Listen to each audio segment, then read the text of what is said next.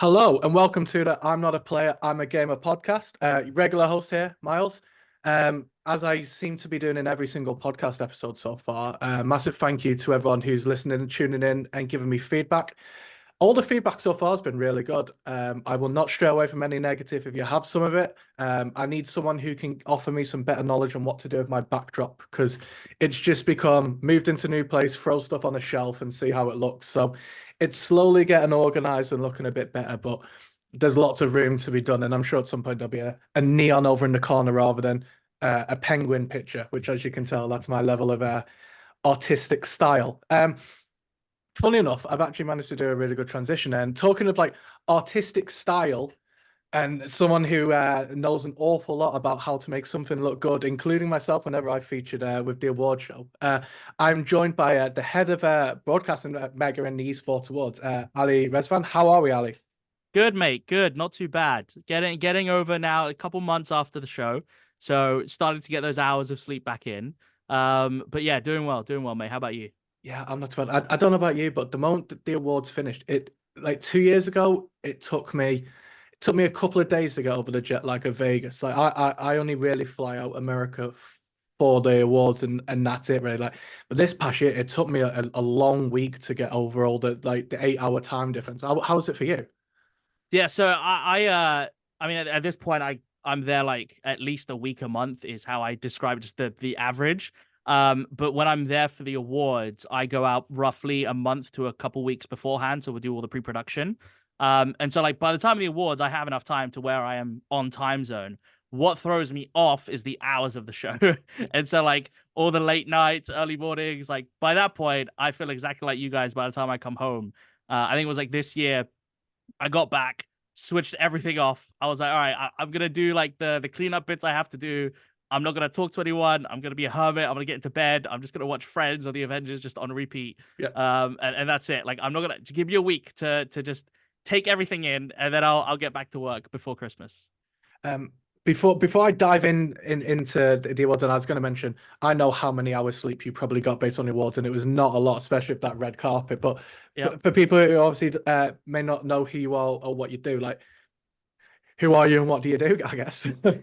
So I'm Ali. I joined Mega, the overarching arm across the esports awards, Mobies, and the Scholars and Power Up, sort of in early January, early February last year. But I have been involved in some capacity across the awards since its inception in 2016 through Gfinity and some of my previous employment. But ultimately, during the show, I'm a producer, so front benching with a lot of our team, Candela, JD, Morgan, across the show segments and making sure that everything that you see as a final picture on the stream looks good and is up to standard of what we would expect, but also what the audience would expect. And then at the same time, throughout the year, a lot of planning and taking on a lot of feedback, which we did last year, in terms of how to continue to evolve the show, to not only be a competitor to the big award ceremonies, but also stand out as its own thing.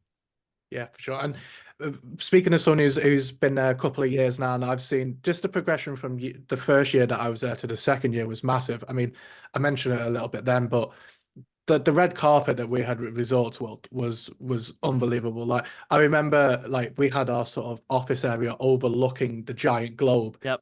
and at first you just obviously see this giant plot of just space leading up to the club. And I'd heard all like the plans for it, and you go like, "Oh, we're going to turn it into a full red carpet, and it's where this and that," and you have an idea in your head of how it's going to be. And I remember that morning, walking over to the office and seeing you. First of all, you mentioned that you'd been up for a long time already, setting Yeah. stuff up, and energy drinks I'm sure were used. But like the red carpet itself, before you even go into like the producing of the award show, like how much time and effort did that take to even like planning it? Were you solely in charge of like the full visual? Did you have an idea in your head, or was it something that you'd seen elsewhere? So I think we have to take a step back and look at what we've done in previous years. And I think one thing that the Esports Awards has fostered really well is community, right? You come to the Esports Awards because it's where you see all these people across different games, across different areas of the industry. And ultimately, I think that's why like Power Up, our business conference, does so well because it's where you can have all those conversations in one place because it's, in theory, the only time where everyone across the industry is in one room. And so it's, hey, how do we create a similar environment as a part of that red carpet experience and let people mingle and have time to conversate, have experiential stuff, whether it be glam bar or photo booths or alcoholic ice cream, and basically be able to enjoy that time before they walk into the ceremony, and really formalize it. And so sort of at the early on point of last year, we were given a great opportunity by the team at Resorts World to take over that space completely, and make it our own. And the only way I could really describe it was an Olympic Village, right? It's like that fan zone at F1 or the fan zone at the World Cup, right? And it's the environment that we wanted to create, because not only are you there to celebrate the evening and the champions, but when you incorporate stuff like the red carpet, and you look at the red carpets that other people are doing, whether it be the Globes or the Oscars, we're trying to merge everything together and put esports' twist on it. And so the biggest part was fostering community and bringing everyone together and giving them a space to do that, which I think it did really well. And ultimately, that's why it was dubbed the Village. And hopefully it's something that continues to live on. But yeah, I think everything from like the original renders, which at one point maybe we'll see the light of day of what we thought it could look like, to the pivots and understanding a bit more about the flow, the attendees, also like the requirements from Resorts World and what we had to meet to be able to pull something like that off. Not easy to shut down a part of a casino during that time in Vegas. So there's a lot of red tape that you need to go through, but the team was super helpful, and it was great to work with them on pulling it off. But yeah, we ended up ultimately, I think, a couple months out with the idea that we had, and I think we pulled it off pretty well. We worked very closely with Esports Foundry, who were the builders and the champions of that village, and so we worked closely with Chris and his team on 3D renders, mock-ups, where things could go, what it would look like, all the greenery, and really sort of set in stone what I can call like the pilot of the village, and ultimately what hopefully it will become over the next few years. Well, that's what I was going to say. I know the standards you have for yourself and everything you do. And I guess I sort of want to know, in terms of what you'd planned, what you saw in your head to what was produced, like, how do you feel like in terms of like evolution over the next few years? You feel like did you hit the spot from where you wanted it to be, or do you already have plans ahead straight away for you? Obviously, you're going to see little things and go, oh, do you know what, next year change that a little bit, change that a little bit. But also like getting things involved like the glam bot and stuff, like how easy a process is something like, because I mean, the people that I speak to and even people we've had on the podcast, like you asked them their experience of the esports awards and they were like, they love the red carpet. Like everyone loves watching the Oscars and they see how everyone's dressed and everyone gets an opportunity. Like you said, the community comes together. But for community to come together, make yourself look nice, everyone get dressed up and stuff, it's memories that people will have for like, it won't just be a oh, it happened, it was done. They will think about this for years to come. And that must be someone that you're super proud of. Yeah, absolutely. And I think on your point around the evolution, right? I think even when we're building, I have ideas of how we're going to improve it for next year, right? With things that aren't working in that given time. When we're building, this year we started the build at 4 a.m. and finished at 11, with it opening at 12. And so it's a very tight turnaround to build that. Keep in mind that it's not just some step and repeat boards that have to be folded out. Like we were up at 4 a.m. with wood saws and drills, building the archway entrances and all of that area. And so the team were working incredibly hard, and I give massive props to them for pulling it off in the time that we had. But of course, like everything, like the show itself, right? You've seen it evolve over the last 8 years, and how it will continue to evolve going into next year and the following years. And the village, this was year 1 for it. And so I very much treat it as, okay, last year was the ability to get it from a computer screen to reality. And now that we've got it in reality, how do we continue to evolve it and create it and sort of make it a better experience, right? So like on the Glambot, we knew that we wanted Glambot and not, like a standard 360 camera that you can get now on the Vegas Strip. And with the conversations that we had, I was really big on trying to pull the feed into broadcast, and it's something that hadn't been done before. And this is the same team that work with the Oscars, the Grammys. Wherever there's a Glambot, these guys are the providers for it. And so we use a bit of our esports intuition of not traditional broadcasting tech to get something to work. But ultimately we got the feed in, and for me that was like a huge achievement for like personally. And again, it's something that will evolve, right? It's a cool experience. We're getting that stuff out live on broadcast. It adds to the viewer experience, and I think it ultimately helps level up the event more than anything else. And I think that's what we're looking for. We're looking for pieces that not only can engage the audience and the VIPs while they're there, but also stuff that adds to the quality of the broadcast, and make it a better experience for everyone. Yeah, and I keep on saying I can't wait to see what it's going to be like in the new year. What once the guys announce where we're going to be and everything that's going on, I'm sure you're already in the background. You've got ideas already of how it's going to look. And there's a notebook here that you're definitely not allowed to read. I'm gonna keep it more than an arm's reach away from me. I'm gonna pre-book you in for in like 9 months' time for whenever the show is finished, and we can go over it all and look at how the plans were. But obviously, once people have gone through and done the whole red carpet experience and they're entering the club they're in Zooks, like going from where we went to from again just with Risotto from year 1 to year 2. I remember when I at year 1. Oh, who was it was on? Oh, I think it was Ludacris. I think Ludacris or someone like that. Oh, it was someone was playing in Zooks. And I remember the queue outside Zooks, and I was thinking that is a nightclub. And you see the list of names of people who are going to be performing in there, and you just think that is the place to be. Like it's Vegas, that is the place to be. And then year 2 to be like, okay, so where are we? Are we in the same place again? It's like, no, we're in Zooks. And like I remember walking in there like a week before we were actually doing it, and you're seeing the ceiling moving, and you're seeing everything coming together.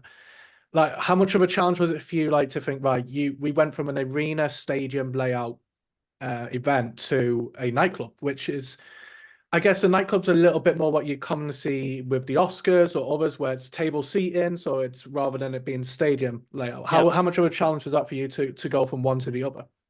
So on the broadcasting side, right, you're going from a theater, which is 5,000 seats, cameras and infrastructure built in, a state-of-the-art technical facility ready to go, everything's wired, to a blank canvas in terms of broadcast, right?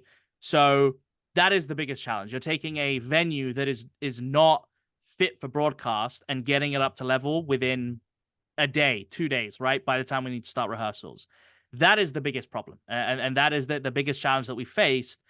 But in any situation, given a bit of time and some planning, you can pull it off, right? And I think we pulled it off pretty well. Blank canvas to me actually is something that probably really appealed to you. Like I guess like there's a common like you said, if it's organized, it's organized. You just come in and put your bits in. Blank canvas is it's your baby. You do with it what you want. And that's it, right? I think with the staging elements we had with the LED, there's so much that we did in Zook to create it into our own venue, right? And it's something that I want to continue for us to foster in terms of building our own experience almost, right? For the show. And that's it. And it's something that everything from the custom stairs to the height of the stage to keeping the DJ booth in place, so you have the Zook sign. You know that you are at Zook nightclub. And I think that was one of the biggest things that, looking back on 2022, we could have been in any theater in the world, right? But with the fact that with the ability of what we had with Zook, with the IU Day Club and the studio show and the branding elements from Zook, you knew you were in Vegas, whether you were in person or watching it online. And I think that just adds to the appeal. And I think, to top that off, what's getting crazy now is where we are in the calendar of things in comparison to other people. And so in 2022 with the theater, we took it over from Katy Perry and gave it to Kevin Hart. And with Zook, we took over from Travis Scott and gave it to Zed. And so it's just mind blowing to know that, okay, we're taking over from that team and we're handing off to this team. So if we don't put something back in the right place, Zed's going to get very, very mad. And ultimately, I think that's the coolest thing, right? We're able to work in these incredible venues with some of these incredible names. And to me, it's still the esports awards that I used to work on when I was 18 and fresh and, in the industry starting full time, to where we are now at a, $4 billion resort in the middle of Vegas on the Strip. It's still crazy to think about that and to sort of where we've come. But I always say, and I tell some of the team as well, like, keep our heads down, continue going. We're making the right decisions. Just keep going. Once we hit a stumbling block, we'll figure it out. But at the moment, I think we're doing pretty well.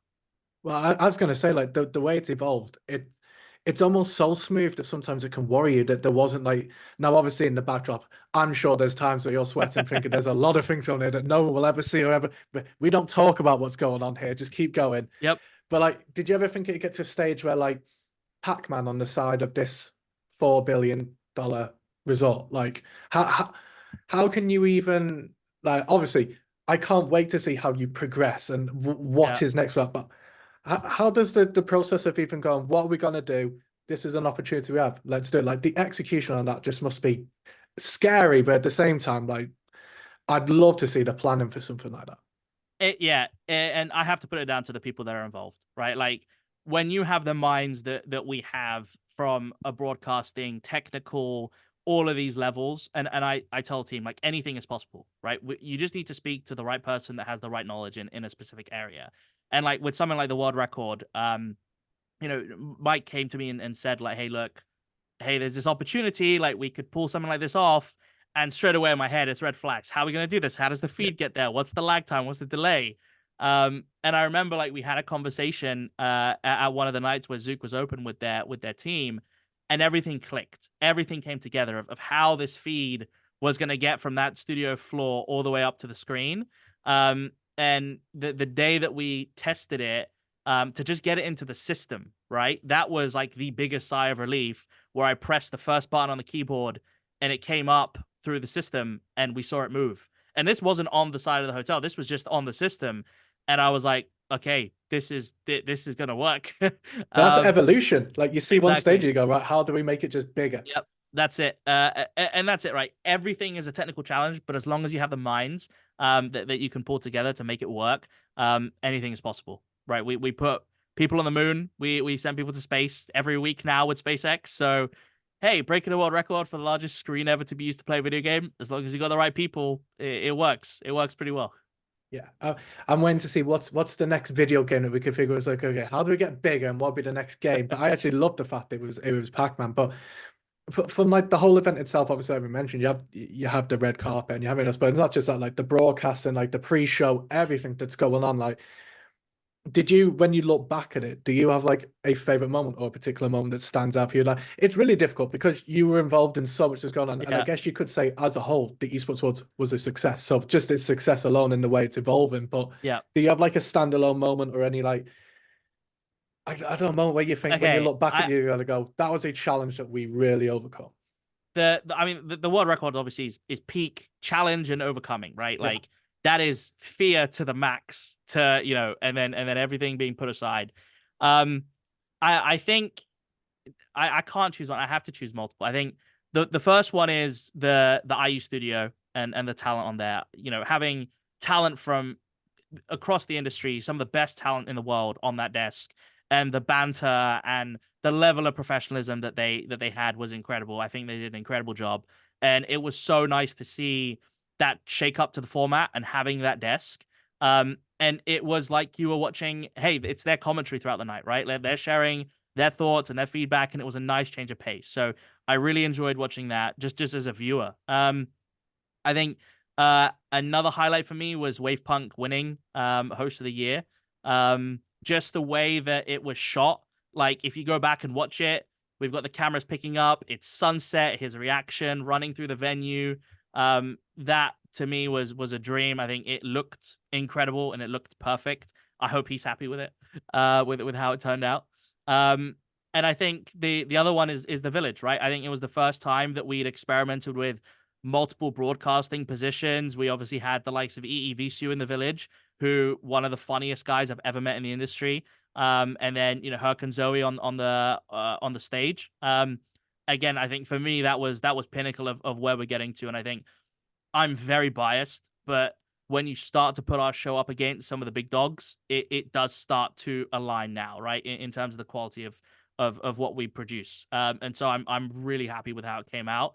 And again, it's one of those things of like, if we got from the red carpet show in 2022 to where we are now, I can't even fathom what 2024 is going to be like, at least for another few months until I literally start honing in on ideas where I'm gonna have to sit down with Mike and say, all right, I want to try and pull this off.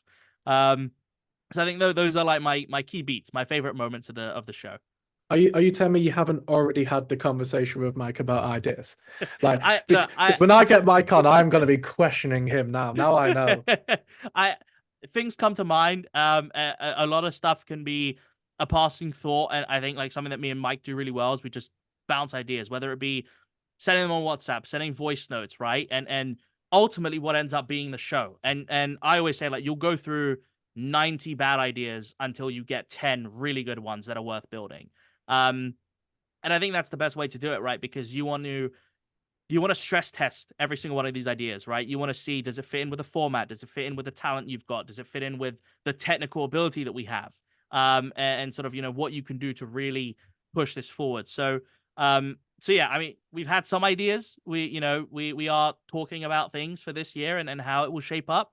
But I think once we start to hit May, June, that's when I will have to keep my mouth shut and I'll start to get into a lot of trouble if I start talking about it. That was the hardest thing from last year. Yeah. Was even muttering the word village would get me into trouble. So I had to be very, very careful, let alone the world record. I was going to say, so I've been smart with the time I've got you on, and also I should try and reduce asking questions that involve ideas, because if one slips up a lot, oh, that's going to have to get cut off. That's getting my Yeah, that yeah, we've worked out which one of the two of us should be the one doing the editing, and we don't want me having to do editing on this podcast. But you mentioned the power up, yep, which is event I was lucky. So whenever I get involved with the esports worlds, I'm often there to help make sure all these side things, along with the actual award show themselves, are just running smoothly. So a lot of the time, it's just me getting everything set up, and then I get the luxury of actually just walking around and interacting. And that's how this podcast has really started. I found it was I was only there so I've only been directly involved in esports for 2 years, of which it's about 9 days each time. So what, less than 20 days worth of interactions. And I've managed to network and meet the most amazing community of people, whether they be involved in collegiate gaming to professional gaming to casting to making content. Like yep. I've had the luxury of meeting all these incredible people. These power up events and other events that you mentioned, like when it brings everyone together, you can see how much can be like achieved. And you must think like so many amazing things that have happened or gonna happen this year probably could have been started from a small conversation in that room. And That's it. that must be massive for you. Yeah, honestly, I think it's the thought starter. I think it's what the Esports Awards week needed. Ultimately, because like I said, we've got a great show. We've got the names. We've got the people attending. And it's just teeing up those conversations, right? I think it's within everyone's best interest for this, for the community and for the industry to continue to evolve. And the more conversations that happen, the more knowledge that's shared, the more open we are as an industry with each other on not only like the problems we face, but also the wins we have, right? And how we got to those wins, whether it be broadcast deals, content deals, the whole creator economy versus esports economy, all of this stuff. This is stuff that, and I think we should be fighting those top dogs in the sports world for our place in sort of that mainstream industry. And that's why I think those conversations are so important. And so I think just for us to be able to even play a 1% in chance in that potentially occurring between a brand and a team, or a team and a player. I think it's benefit to everyone in sort of an open format that's really needed. So I love our power up events. The one that we did in LA last year was great. The views that we have, and by views I mean like Knicks and Peabody building, rooftop in LA, beautiful, great weather. But also just the people that are there, right? It's a great time. We can hear some interesting conversations, and I've been a part of a lot of the power ups that don't happen during the awards, because during the awards I'm a lot more focused on the show. But any time I get to mingle or talk to people at the separate power up events that we've had, whether it be London or LA, I love it. It's great. And I wish there is more opportunities like that in the esports world, and hopefully we get to that point. Yeah, and not just the awards themselves. We've mentioned the scholars and the Mobies. Like the Mobies for me, I remember when I was showing my partner like different events that we do, and I show her the red carpets. Listen, it's a grind trying to get my partner to love gaming. Like Yeah. I am the nerd in the house, which I'm perfectly fine with. I think being a nerd is the best thing that you actually can be. But if I want to get involved, I'll go, do you want to watch the red carpet of these events? And like she'll see me sometimes when I'm having interactions with her, or if I'm speaking to other people, and she thinks of me as like the minor celebrity of like she said like so this person who's now hosting the red carpet is someone Yeah. who we have direct like we're having her on the podcast like these events like how I guess it's you've managed to plan an esports awards, but like these other events that you have to do, how much of the time of like the year does it go into plan these as well, or is it almost like all at the same time where like you'll take a little bits from each and they all sort of merge There into one? is, yeah, there is a lot of overlap. Like this time last year, I was in the States seeing Zook for the first time, before we sort of committed to that as a venue. And at the same time, I was doing site visits for the Mobies, and conversations with production partners out there in LA. And so there are periods throughout the year, obviously, where you have a lot of overlap. So whether that be sort of on the tail end of the Mobies to the lead up to the esports awards, we obviously have stuff like nomination shoots that will overlap. And so, for example, the day after the Mobies, we shot the nomination shoot for esports awards, right? And so we're back in the like we think the show's over. We're back in the studio the next day filming the next thing. And I think that's why I love it, right? Because it yes, we have 3 events a year, but these events take time and they take a lot of planning and a lot of execution. And I think that's what is misunderstood, just on the wide spectrum of things, that events don't happen in a day. And, working at Gfinity and Esports Engine, we were running however many events throughout the year, at one point, probably upwards of 100. And all of these were overlapping, right? You had deliverables for one while you're executing the other. But that's it. And I think ultimately the more that we can do in the industry, the better. And yeah, so overlap happens, and it's fine. Sometimes it helps, right? Like we can kill two birds with one stone and do that site visit and get both the Mobies and ESA in a good position at the start of the year. And then obviously look towards the future and see, hey, where else can overlap? Obviously what opportunities there are for talent, for attendees to take part in different activities. And then obviously, we've engaged with a mobile audience that, we had through the mobile award category of esports awards before, but now they have their own show. And so now we're opening that up to the rest of the industry. And now we're able to have a lot of cross-pollination between both products. And I think, again, it's great for the industry overall. Do you watch other events? Like, so obviously you have like Stream Awards and other events that go on, and when you watch them, it's stupid. Can you enjoy them? Are you always watching it with the side of you going, I did that differently? Yeah. Or, So they've messed up there and they know they've messed up there. So that click almost happens like a year in. So when I started working full time in the industry at Gfinity back in the day, I would watch an esports tournament, or I would go to an event and I would have to physically keep myself in my seat so I didn't get up and say, hey, let me help, like let me do this, let me do that, let me fix this fire. So it was a lot more obviously like esports tournament focused back then. Now, yeah, I was up night before watching the Oscars, Golden Globes. We do viewing parties with Candela from our production team, where we literally will sit down with a Google sheet and go through minute by minute.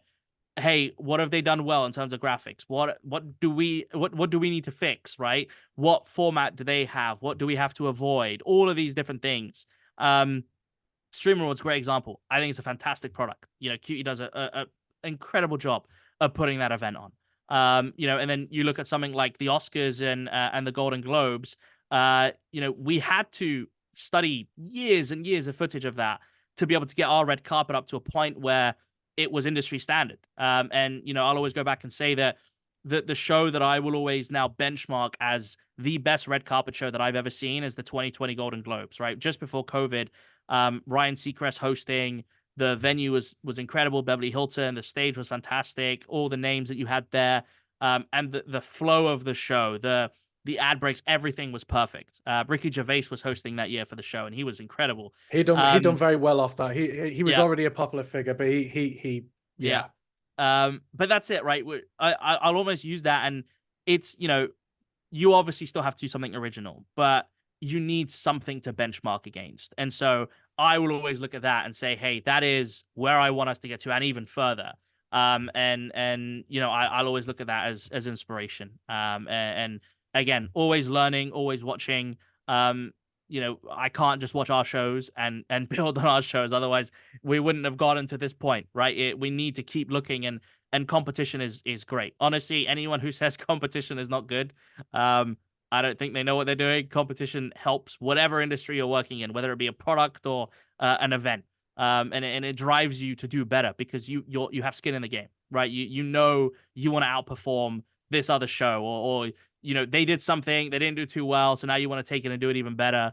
Yeah, I'm all for it, and I learn a lot by watching a lot of this content. Again, like I said, this year and last year it's been a lot more mainstream focused, so a lot of live award shows and galas and stuff like that. Like the Met Gala, I will always stay up and watch the red carpet for. Great movie, by the way, is a movie called First Monday of May. It was the first time they'd let cameras into the planning of the Met Gala, and you actually learn a lot about what goes into it. Everything from table planning to the event management to even some of their costs and like what the Met Gala means.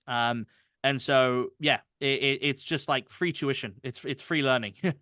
All the resources out there. Just watch and take notes, and then try and figure out what you would do better in that circumstance, and then employ that tactic. Sure. I mean, if you need someone to try and recreate what John Cena's just done on stage, I'm your guy. Um, God, I was watching it going, am I seeing this right? And Yeah, yeah. listen, just seeing him perform, Ken and everything else. If Listen, you want to it's go back, Jimmy Kimmel well, yeah, just did a bit on his show from last night where he spoke about it. It was absolutely hilarious. He was talking about like the back and forward on the fact that their safety team had to get involved with the size of the envelope and you know how big or small it was. And it was great bit of yeah, because comedy. people were saying they had, like, some people thought they had no idea who's going to do it, but there has to be an element of someone that Yep, knows what's going on for a yeah. stunt like that to be performed. I guess what I actually did was, are you starstruck or by anyone that you ever work with, or like, because obviously like just the hosts, for example, that we have, I think every single one of them are incredible, and I watch since the awards and being introduced to them, I will continue to watch everything that they do. I mean, even with like when we had Miles Ross, when he's in amongst the crowd and everything, I think he's an absolute rock star, and like I tell him every single time I see him, apart from the fact that we share the same name, that he is like I absolutely love what he does, but he does remind me of the element of like what you mentioned with Ricky Gervais, where it's you need that comedic element because some people are generally nervous at award Yep. shows. Like they're up for an award, it's a very serious thing for him. But you've got to enjoy yourself as well. And he has that he breaks that wall of right. It's a very serious event, but there's also like the comedic factor to it as well. Like you must love the guys that you work with.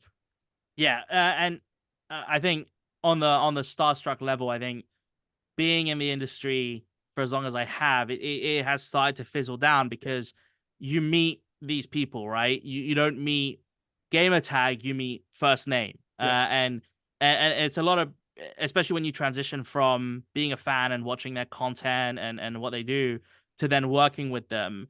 I'd say it definitely hit me for esports awards in 2022 a lot more than it did this year.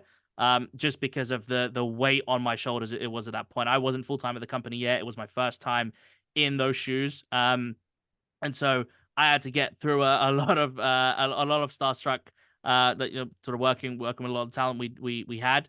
But like you know this year I think very fortunate to work with people that I've worked with for years, whether it be Lottie or Herc or Degon or Golden Boy.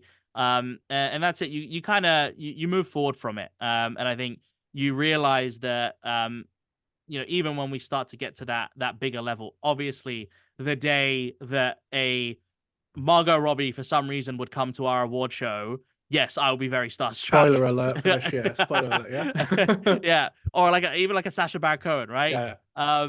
Then yeah, you'll catch me the first one in line to get an autograph and a picture.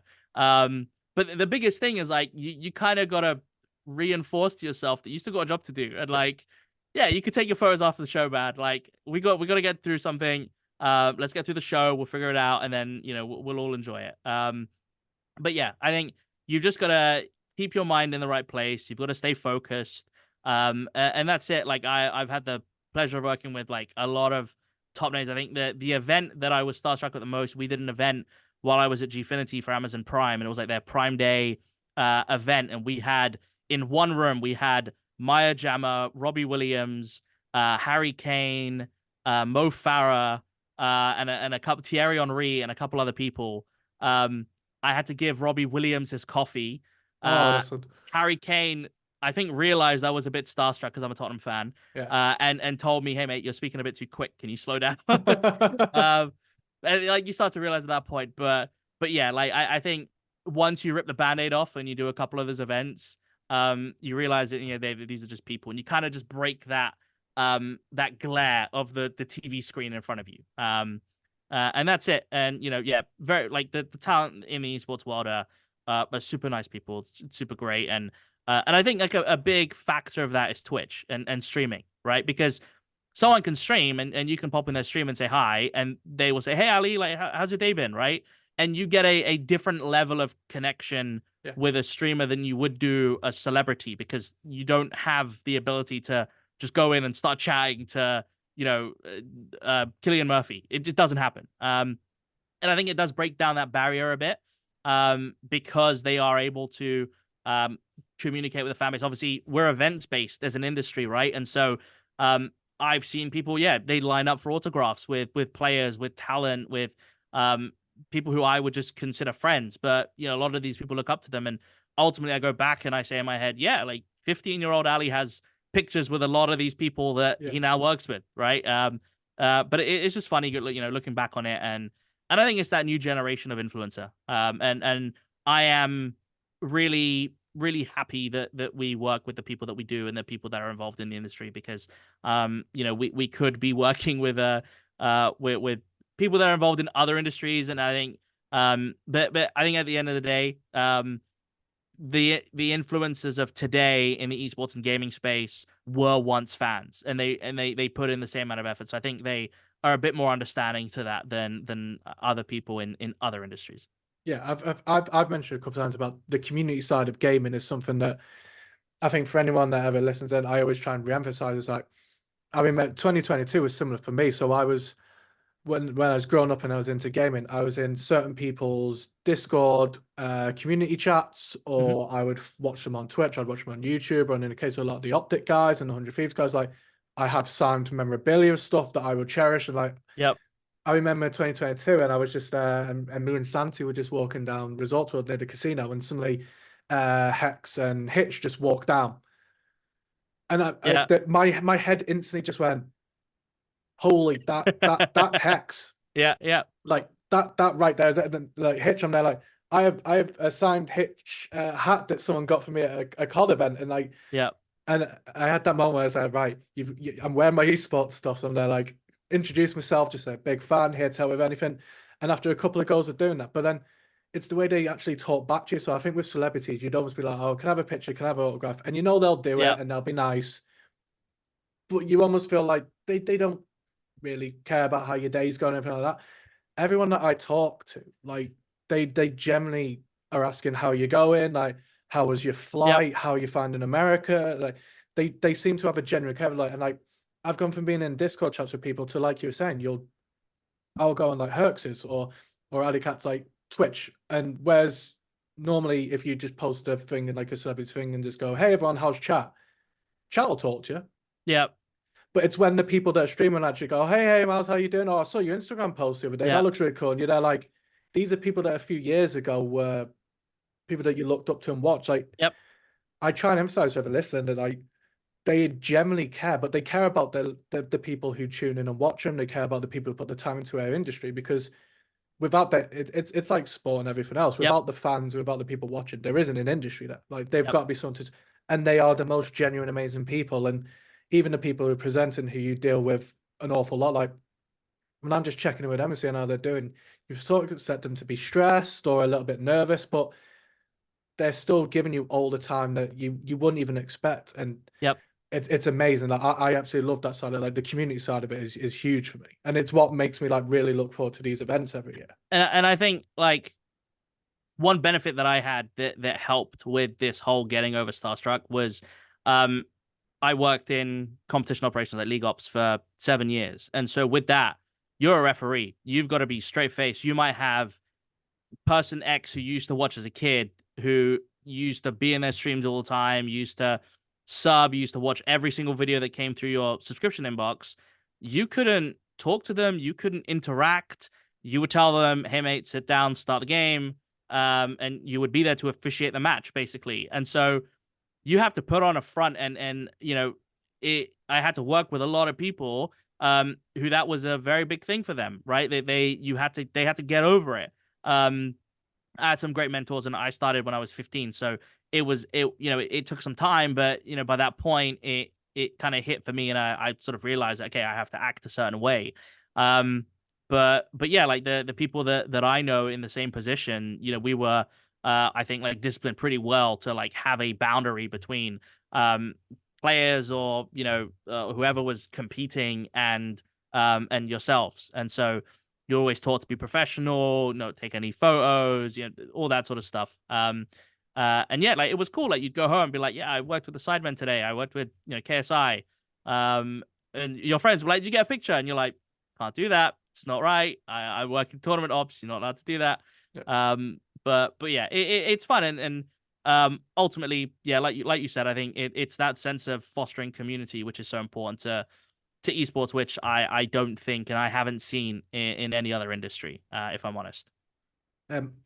As a final thing before I go more into your sort of history of gaming, if you could, it's harsh again. I'll give you two people that you could say. If you could have a dream presenter slash two presenters. Now, obviously, we love our presenters, so you can say all of them plus these two. Yeah. Who is the dream combo for you? Do they have to be esports, bait? I don't want to choose. Fantastic. I am literally anyone. They could be dead or alive. They can be. We'll make it out. Listen, you can make it out if they're dead. You can make it. We'll hologram it. Whatever you need. Okay. All right. I'm going okay. Let's just say this is like my fantasy, like fantasy football style talent lineup. I'm gonna add Ryan Seacrest as a red carpet reporter / host. For me, like growing up watching red carpet stuff, he is the pinnacle of lifestyle entertainment in the world. E-News, I've just said E-News, that's it. Taking Ryan Seacrest. And I think like main show, it's a British thing. I'm gonna say what was his name? Terry Wogan.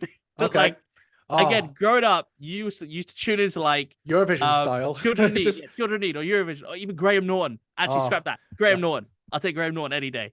Put him in like a commentary box talking about the esports awards. Well, every year that I watch Eurovision, I imagine him with just a bottle of Jameson's, and they're just knocking it back slowly, just going, "Oh, it doesn't matter anymore." I'm just going to say exactly how I feel.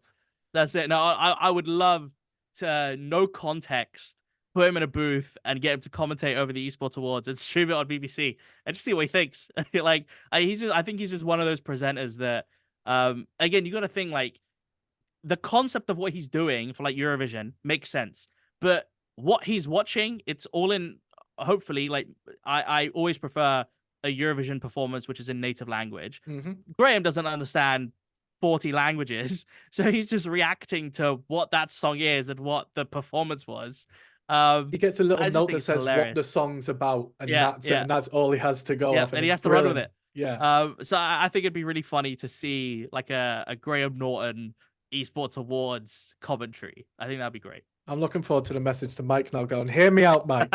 Graham Norton and Ryan Seacrest. He can be on my flight with me. Well, I'm sure Graham will be up for it.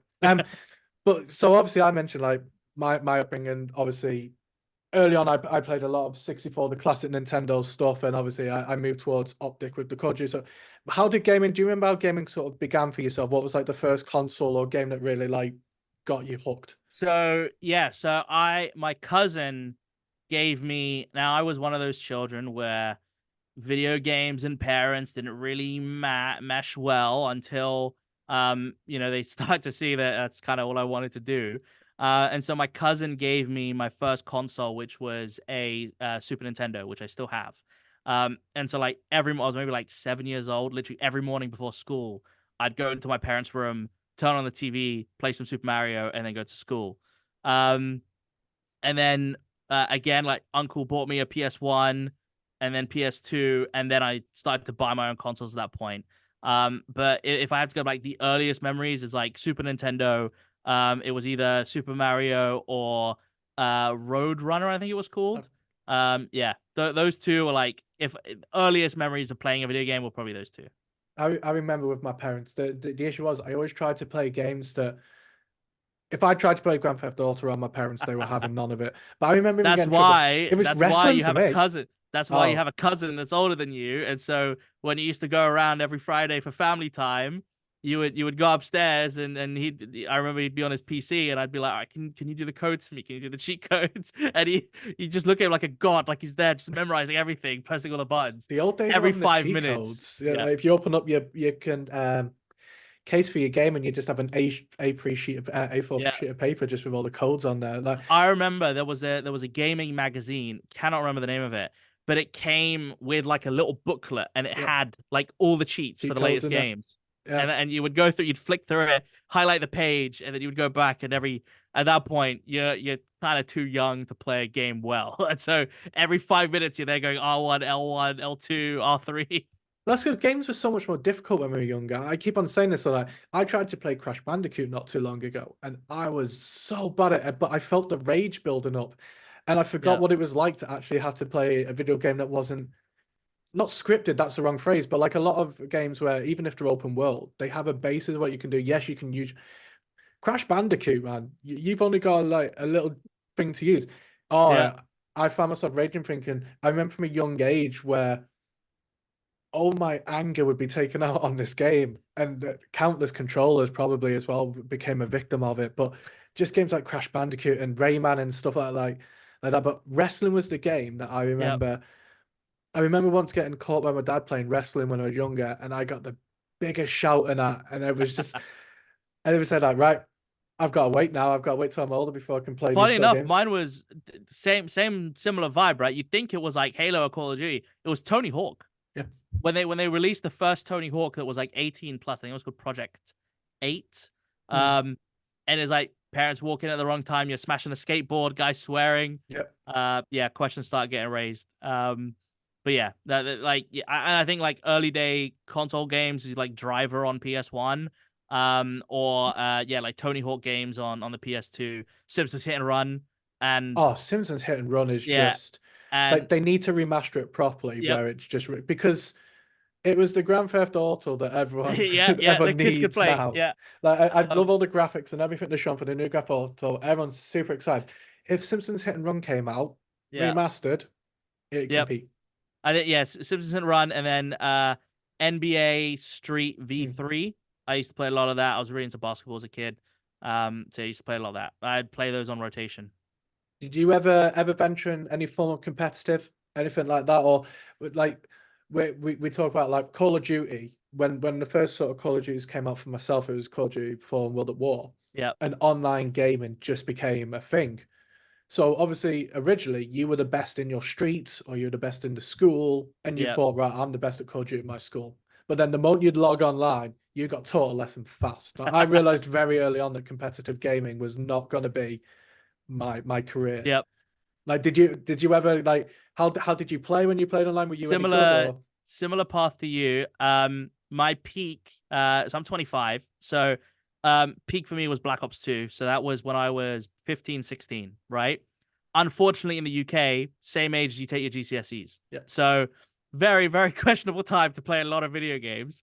But man, I would League Player just dropped for Call of Duty. So you were competing to get into those brackets. Now I was never good enough to take it to that next level. But yeah, like catch me any day. I was hitting master on Black Ops 2 or whatever the high. I think it was master was the highest level on League Play. I had a bunch of Canadian friends. I'd play with them. We would run like eights and stuff on streams. But yeah, that's like as far as I took competitive playing. Because I fell into the working in the industry a lot quicker. Like by the time I was like, again, that 15, 16 age, I started working in the industry. And so I had a pretty easy transition from that. But yeah, I would be in class going, all right, cool. Today I'm going to run an AN94 and an MMS scanner because I saw Nadeshot do it Yeah. on a stream. And people don't know about the MMS scanner yet. They don't know how good it is. So I'm just going to sit there in a corner on S&D and just look through the wall and wait for the peak. But yeah, like I've tried to go back and play Black Ops 2 to like the level I used to.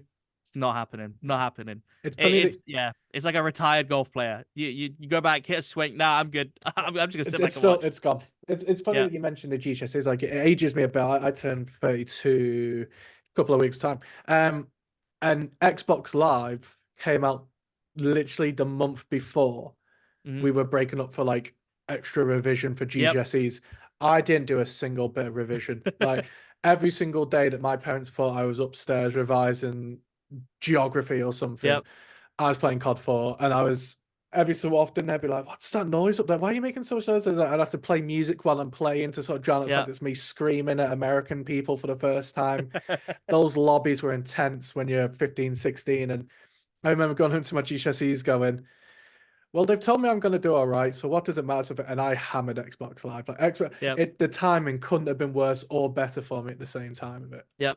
No, yeah, I was the same way. Ultimately, um, and I think it's something that I would love to talk to more people that age about, which is like you have a passion for gaming, which is great, and you say, yeah, I want to do this for a living, right? Whether that be content creation or streaming or whatever, but don't close your options for the fact that there is a world in gaming that you could work in, right? Like I volunteered for 2 years before I ever got paid to work in esports. And it's just that grind. And like, luckily, I had a school, which the deputy head, who I was really close with, she sort of understood that, like, okay, like Ali is taking a lot of time off school to work in industry, but like he's working. Like I get it. He's not a really like an academic student, but in media graphics, like he excels. And Mm. so there was a fine line between like, hey miss, I've been invited to go and work this EGX event for Virgin, like all of this stuff.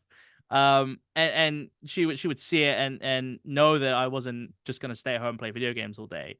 But like I genuinely, when I and a lot of people, I think even our age, will turn around and be like, nah, I hated school, hated secondary school, whatever. When I look back at it, like I have nothing but thanks to Mm. especially that one teacher, because like without her having any slight belief in the fact that you don't have to be incredible at STEM subjects, you don't have to be incredible at science, maths, and English, Mm-hmm. but you could be really good on creative. It's just how you use your time and what you do.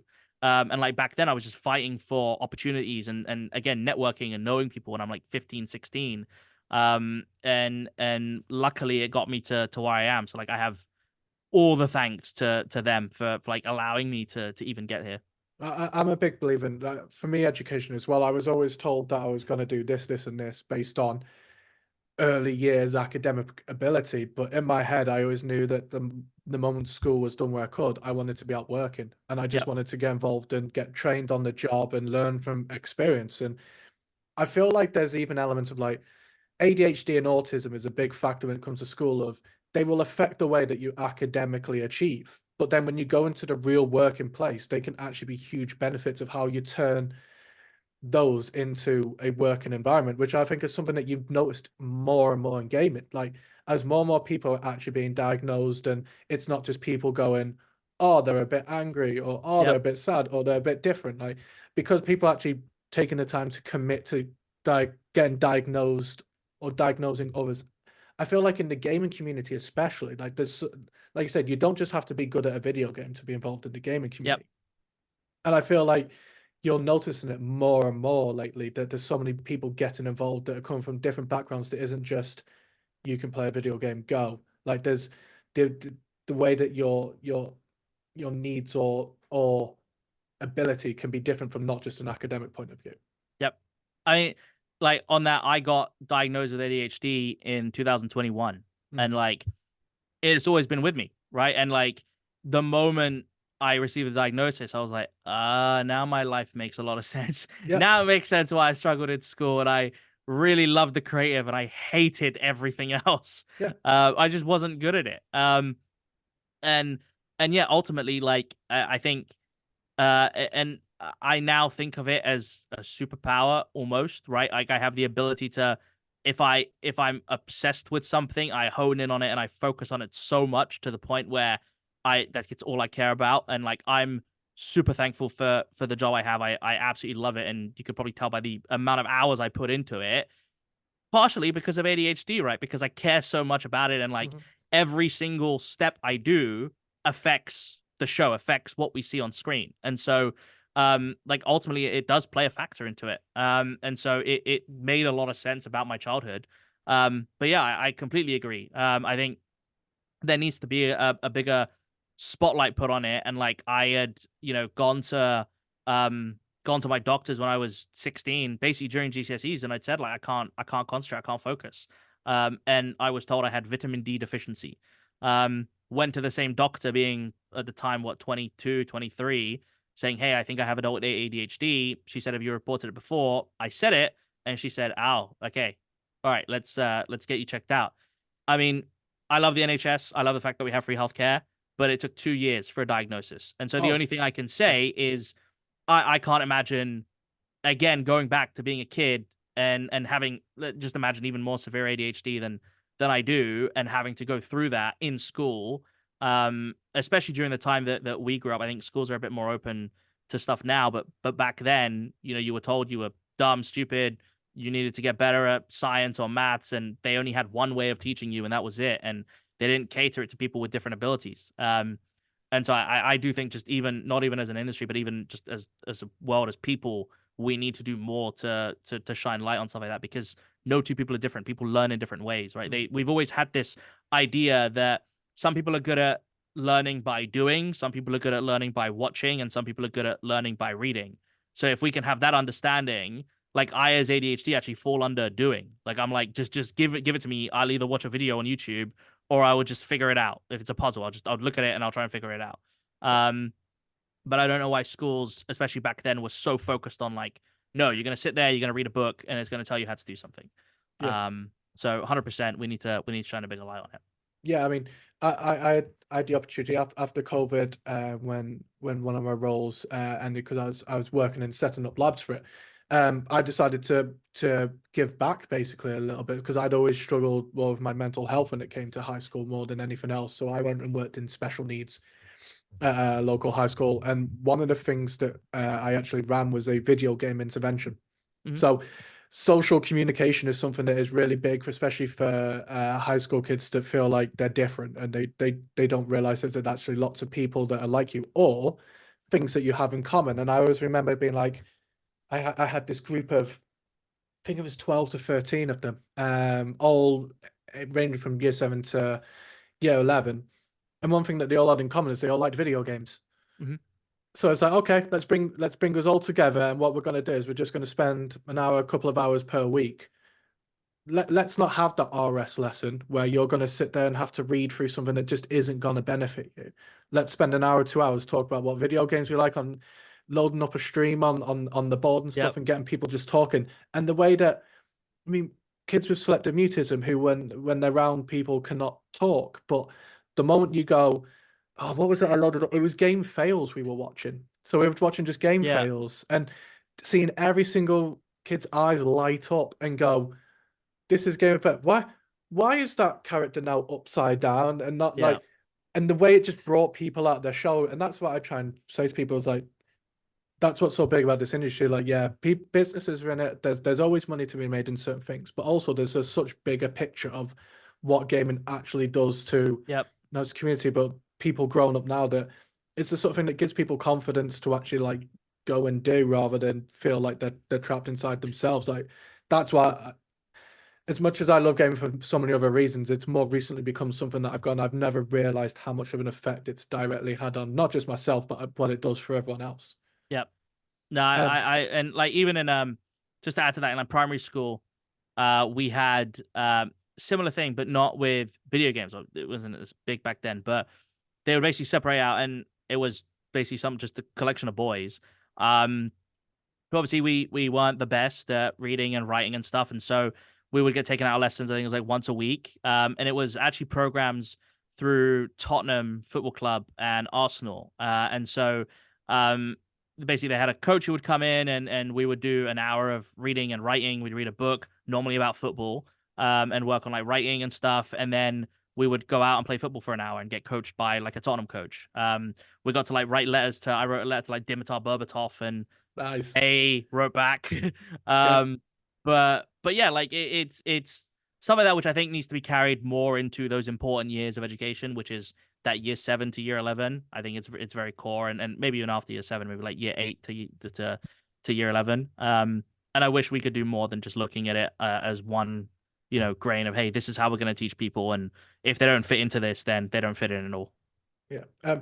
Moving closer to sort of present day. Obviously, you talk about how busy you get, especially when the events are on and off for the year. You've got so much stuff going on. Like gaming nowadays, how does it look for you? Like, are you managing to actually commit any time to it anymore? Have you become like myself, where it's a lot of relying on Twitch and YouTube being on in the background? So got back from the esports awards, downloaded the new Call of Duty, started playing that, smashed through it. So um had some time to de-stress over Christmas. I played a lot of COD. But if I am gaming throughout the year, if I do have time, it's normally going to be something which I can either just sit through and casually play. Normally, the games I've fallen back on is like stuff like SimCity, like which doesn't even have support anymore. Like a SimCity or a House Flipper or something like that. Normally, in those high stress moments for me, if I go back to playing Call of Duty, I'll jump on for one game and then I'm Yeah. off. Yeah. But I'm done. I can't deal with this anymore. And it's just like a thing of age, right? Like when I go to LA, I spend a lot of time with my cousin and his son. And his son is 11, 12 years old now. And his dad's really cool. My cousin's really cool. And he'll sit on his PC and play Fortnite, and we'll play on the console, like split Yeah. screen, right? Now, not only is the 12-year-old very, very good at Fortnite, he sits there with his phone on his lap, one earbud in, scrolling YouTube shorts while we're playing. He's got the most amount of kills on the team. Yeah. I'm kind of just walking around, no idea what I'm doing. His dad is very good, but and I have no. I'm telling him like, dude, focus up, like, call out, tell us what. He's just wandering the map. He knows what he's doing. He knows where he's going. He knows what he's grabbing. And he's telling us when to fight, when to back off, like all this stuff. And I'm like, wow, okay, I've really fallen off at this point. Yeah. um, but yeah, that's it. Like those are sort of how I'll game. Another way I've actually been playing a lot in the last 2 years is mobile. Because I have it with me. So a lot of Pokemon Unite. Absolutely love that game. I think it's incredible. League of Legends, but in 10 minutes. Like it's brilliant. Yeah. And then obviously like the mobile game, so like 8 Ball Pool, Oh yeah. which I'll 8 Ball Pool is OG with Miniclip. occasionally Lily, our associate producer, I will just send her an 8 Ball Pool invite through iMessage, and then we'll just play. What else? What else have I been playing? Let me check. The I've lot of had Pokemon Royal Unite. Kingdom on my mobile. I've been the same as so. This is what I have with my partner is that she says, "Oh, she's not a gamer at all." She spends 90% of her time ignoring me playing video games on her phone. Does Yeah. not realize that Oh she my is a God. gamer. I went downstairs a couple weeks ago, and my mom, my dad, and my auntie were all downstairs in the living room, each of them on a device. My auntie was playing Sudoku. My mom was doing chess, I think, and my dad was playing solitaire, Yeah. and they're all just sitting there on iPads or phones. And I just had that realization, like, holy crap, like this is where gaming has gotten to, that these guys would shout at me for guests coming to our house and me coming upstairs to play video games, to them now, them sitting down, TV's on, and they're all playing a different game. And yeah, it's so funny how it gets to full circle. Yeah. Do you venture into, or did you ever do board games? Anything like that? Was that ever part of your family sort of? Monopoly, Yeah. but I'm very shady. I'm Iranian, so I haggle a lot. It's a very Middle Eastern thing. And so if you want to play Monopoly and you want to lose, ultimately, you play with me, Okay. because I will make as many side deals as I need around that table. I will backstab you. I'll make a deal with him. I will set up a deal with this guy where he gives me the property and neither of us have to pay if we land on each other's properties, which in turn has just screwed him over because he doesn't have any side deals with anyone else. I love doing that. I love basically taking Monopoly with like very limited rules. Yeah. But that's kind of it. Like, yeah, a Monopoly from time to time. When I was younger, like with my grandma, I was maybe like 7, 8 years old. We used to play like bingo with my sister and stuff like Yeah, that, yeah. but never played like Pokemon or Magic the Gathering or any like card games like that. Or I've got like a bunch of friends now that play Dungeons and Dragons, and Hmm. I'm in awe of like, can you explain what you do? And they're like, we kind of like role playing, like it's like this, and we have these characters, and I'm like, so I can make a guest appearance one week, right? Like, Yeah. let me just join the call and be a guest one week just for fun. But yeah, nothing else. It's normally either mobile games or PC games for me, and Monopoly maybe at Christmas or something like that. But normally it doesn't end well. I'd love to be able to have a group of friends that were into Dungeons and Dragons. I talked to people and they said, "What are you doing?" And they said, "Oh, this Friday we've got a Dungeons and Dragons game starting at Yeah, 6. We'll be done till." And they just talk about what they're doing. And I remember a time where it was almost really uncool to be part of Dungeons and Dragons, and now it's like if you're a part of a friendship group that do Dungeons and yeah, Dragons, like you are like peak tier cool when yeah. it comes to socializing. But obviously you spend a lot of time watching all these other like award events and other events. Like, do you ever spend time watching any streamers or any other content like that, or is a lot of the time your content more heavily around the actual events? Content is for me. It's again, I can't get out of that work mindset. It is always work based. If I am watching a streamer, love to watch my friends. So like I'll watch Shady, I'll watch Degon, I'll watch Herc, all these people. Um, if I'm watching for entertainment, I love like events. So Twitch Rivals, TwitchCon, all these stuff, like stuff that Cutie does with like baking streams, all the stuff that's sort of special events Yeah. category, basically. Love that because I love the higher production value and quality that can come from that stuff. Um, IRL streams, surprisingly, I really enjoy. Um, you actually said Starstruck. Um, we actually had Extra Emily at the awards this year. Yeah. And I said to one of the guys at OTK on the call, I was like, actually my favorite streamer. Like that was really crazy to have her come, and she was lovely, really really nice. But yeah, like IRL streams, I think they're cool. We continue pushing. I think there is a fine line between them. I think I love how they incorporate with live events. Um, Obviously there is other ways that IRL streams are used, which I don't really enjoy watching. But I would say very much on the content side, that's that. I still watch YouTube very very heavily. I love traditional YouTube content, so like Yes Theory or those types of videos. Gaming stuff, I'll still watch like a video from a YouTuber that I might have been subscribed to for a good number of years. I grew up watching like T Martin, Woody's Gamer Tag, those guys. So like PKA the podcast, still listen to that with FPS Carl, Woody's Gamer Tag, those guys. Um, but yeah, that's sort of my content. Other than that, very big F1 fan, so I watch a lot of F1. Yeah.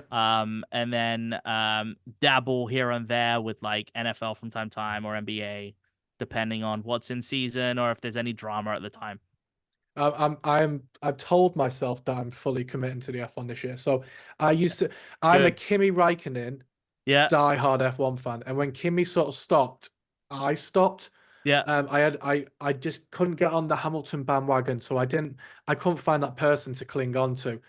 And like I think with Lando and with others that have come into it now, I've found myself being back into it. And obviously with what Netflix had on, Yep. Drive to Survive and stuff, I've gone, right, I'm gonna really give myself like I've told myself Silverstone this year will happen because I have friends that go every year and they do the full camping experience and it's local and there's no real excuse. And Yeah. I want to get myself out for some more of the obviously F1 events. And I'm really trying this year. I've so far I've watched every race.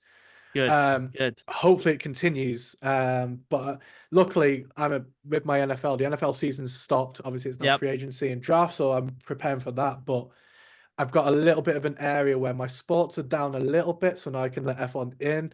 But there's Yep. going to be a little market in like September, October where they're all go, and it's just Yep. that's my life. And I guess F1's the issue for you because the time zone changes so rapidly in comparison to like an NFL where you know that you're pulling a graveyard shift over the weekend, for example. I know Whereas I'm not F1, sleeping Sunday night. yeah. Whereas like I know like I'm in the States when Australia's happening. So while in the UK, my sister's like, the race is at like 4 in the morning. I'm like, it's 8 p.m. for me. That's So great. I'm yeah, gonna watch that live. no, that's the thing I had when we were over in Vegas. It was like any of my football that I wanted to watch, I was waking up at 7 a.m. in the morning, going to the Yeah. sports bar, and the football was on. I was like, this is perfect for me. My English Yeah. football's on, the American football's starting soon. I've got my ice Yeah. hockey later, and it all just merges into one, which was ideal for me. I guess finally, are there any events this year outside of obviously when we get announcements of the esports awards, and is there any other events that you're looking forward to, or you know that you're involved in, that you are allowed to? I was gonna say you're allowed to talk in, but I don't want you to start dishing stuff that you can't say, I guess. I think so we just saw an announcement for the Halo event in Yep. London by Oh yeah. Quadrant. Super excited for that. I used to work on Halo back in 2016, 17, 18 while I was at Gfinity. Love the team of 343, love the game. You know, it's one of those core esports games to me, coming from like a console esports play, like esports fan base. You know, Halo and Call of Duty were always the ones for me. So absolutely, you know, super excited to see that event come to life. You know, yeah, super excited for that. I think other event wise, I think now that Oscars has finished, my shift now is first Monday of May, which would be the Met Gala. So looking at what happens there, and what we can employ. And luckily, award season finishes by the time we really need to start locking stuff in for our awards, which is great. The Mobies, which I'm obviously super excited about for this year, which would be really cool. And then obviously we're then on the home straight for the esports awards. Awesome. Well, super appreciate you coming on. I think all the information you give, like, I think a lot of people will watch the awards, and I think it's the same with any award show where they only really see the people in front of the camera, and they see all the talent and stuff and how they work, but they don't actually appreciate how much like time and effort goes into the background of it. And I know everyone can't wait to see what the awards are going to look like this year. I can't either. I'm super excited. I know, and I don't even know what they're gonna look like this I'm year. going to start messaging Mike immediately and go, okay, hear me out. I've got some ideas. But for people who want to be able to like track everything that you're doing and all the stuff like you're involved in, where's best to sort of find you? Find me or the company, two different entities. Do you know what? We'll start with the company so we end on the high. So obviously for the company, Esports awards on all platforms, Mobies, Scholars, obviously, all those platforms are the same. I'm a lot more active on Twitter and Instagram. So ALSTXR, same everywhere. I'll post stuff before events, after events, stuff that we're doing in pre-production. Twitter for me now, or X, is just is an echo for work. I treat it like LinkedIn at this point. I think like LinkedIn and X at this point in esports is basically the same. So I would treat them the same. Obviously, LinkedIn for anything that's a lot more business focused. But yeah, I really need to start a different Twitter account where I can talk F1 and just post the Dutch national anthem every single weekend when Max wins a race. which you're going to be hearing a lot this year, I can already tell. I'm very excited to hear even more of, considering the start of this What, season. 19 out of 20 wins or something like that now. Yep, It's mental. a lot more to come. Yeah, well, before we close up, I just wanted to mention, like, in the world of gaming, for anyone listening, like Rooster Teeth have announced after 21 years that they're closing up. And I mentioned about my mental struggles and Inside Gaming, Achievement Hunter, and all those guys, and even the Red versus Blue and the Halo stuff, the stuff I used to watch like when I was younger all the time. So it was sad that I'd seen it's all sort of finished and closed up. I know a lot of the guys have their own sort of like Twitch and stuff. So for people listening who don't know, if you search Rooster Teeth on Twitter, you'll be able to see all the news that's going on with all the closures. And there's a lot of people that work in that industry who are going to be looking for roles. And there's a lot of people who make amazing content. So be sure to check out all the guys. But other than that, just keep the feedback coming in. Super appreciate it. I've got lots of people coming up. We've mentioned a couple of people we've mentioned today. Actually, have already recorded podcasts, which is super exciting. And we've got a few more coming on. And if you want to get involved as well, guys, just give me a shout. But otherwise, yeah, keep gaming.